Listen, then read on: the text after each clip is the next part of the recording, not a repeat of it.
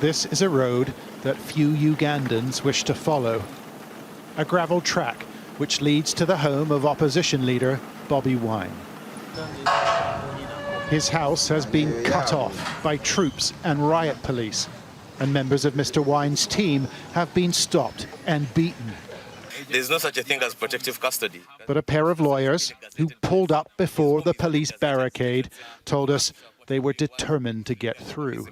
We know that his home is not a detention center, and we know that it's a private property, so we're going to try to see how we can access it.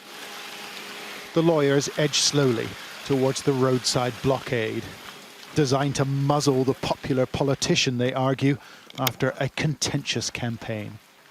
Although the police say Mr. Wine's being protected for his own safety. Has rights. And one of them is access to his lawyers, especially now that he's under detention. We need to take instructions from him, and this is standard.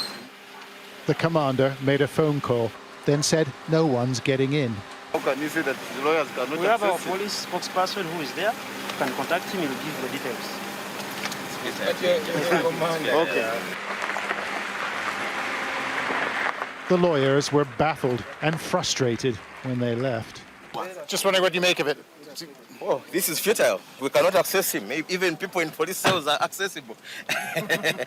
An impromptu press conference was convened under the watchful eyes of the security services. They're just here like mannequins. They can't talk to you. They can't say a thing, which is very disturbing. But our lawyers will let you know how we are going to proceed on these matters. The lawyers are still having their press conference over there, and a company of troops have appeared from a thicket of trees and walked directly past us. And I have to say, the atmosphere is really intimidating. Bobi Wine was contacted by phone and said the situation inside the cordon was desperate. We have run short of food supplies, but when my wife tried to go to our garden to pick food, she was assaulted by the military. The only practical plan now is to inform the world, to see that fellow citizens of the world can help us. The authorities have done this before. 5 years ago, the then opposition leader was detained for 40 days after an election. But there is less tolerance at home and abroad for dictatorial practices like these. John Sparks, Sky News, Kampala.